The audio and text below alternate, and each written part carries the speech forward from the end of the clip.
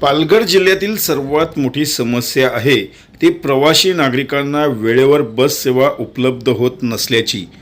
ठाणे जिल्ह्याचे विभाजन करून पालघर जिल्हा झाल्यानंतर जिल्ह्यातील विकास कामांना वेग येईल या आशेने आदिवासी बहुल भागात चर्चा होती, मात्र तशी होताना आता परिस्थिती पाहायला मिळत नाही। जिल्ह्यातील तलासरी येथे बस स्थानक जरी सुधारले असले तरी बस स्थानक परिसरात अजूनही मोठ्या प्रमाणात चिखलाचे साम्राज्य पाहायला मिळते। त्यातच प्रवासी नागरिकांना मोठ्या प्रमाणात पाणी साचत असल्याने ये-जा करण्यासाठी देखील त्रास सहन करावा लागतोय।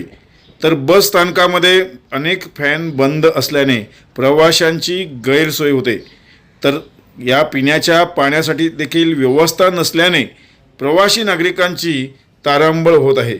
त्यातच सर्वात भयानक वास्तव म्हणजे येथील प्रसाधनगृह व शौचालयाची दुरावस्था तर अतिशय वाईट आहे।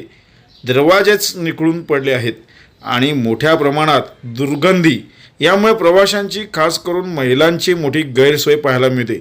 संपूर्ण प्रकरणाचा आढावा घेतला आहे आमचे प्रतिनिधी शैलेश तांबडा यांनी। जाणून घेऊया नेमकी तिथले वास्तव काय आहे। आपण सध्या तलासरी या ठिकाणी आहोत आणि माझ्या पाठीमागे पाहू शकता महाराष्ट्र राज्य महामार्ग परिवहन मंडळ पालघर विभाग तलासरी बस स्थानक या ठिकाणी आहोत।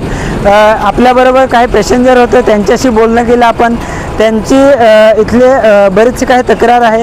इथं 1 ते 2 तास इथे बसलेले होते, परंतु त्यांना ना इथले कुठले पाण्याची व्यवस्था आहे ना बस स्थानकावर फॅन लावलेले आहेत, परंतु एकही फॅन चालू नाही।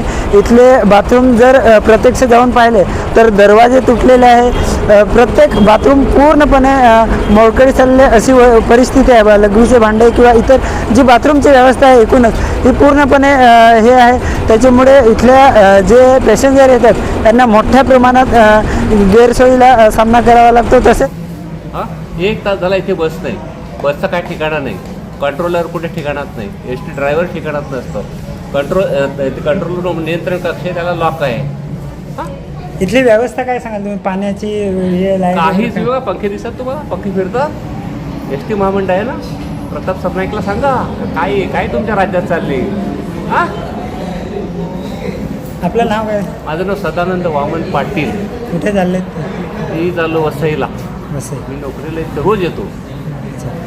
तुम्हाला इथे काय अपेक्षित आहे? अरे ज्यावेळी ते टाइम टेबल कमी झालं ना, बस कमी केला ना, रात्री वेळेवर द्या की नाही। 2-2 तासाला एक बस आहे, ती पण ठिकाणात नसते। मध्ये कंट्रोलर शिरतात चेकिंगला, त्यांना त्याला खाली उतरा पहिले, आमची गाडी जाईल लोकल, चालूमध्ये चेकिंग करा, आमची गाडी जाते। इथे ठिकाणा नसतो, ते कंट्रोलरचं ठिकाणं नसतो, एस टीचं ठिकाणं नाही, कोणतं डिझेल संपते, कोणतं रिचार्ज नाही। तसेच जर पाहिलं तर आपल्या पॅसेंजरचं म्हणणं आहे की बसचा जो वेळापत्रक होता हा कालावधी होता तो म्हणजे जे बस येणे होते त्याच्यामध्ये कमी करण्यात आलेला आहे। त्याच्यामुळे बरेचसे बस कमी झाल्यामुळे ग्रामस्थ जे पॅसेंजर आहेत यांना तासनतास इथं बसावं लागतं।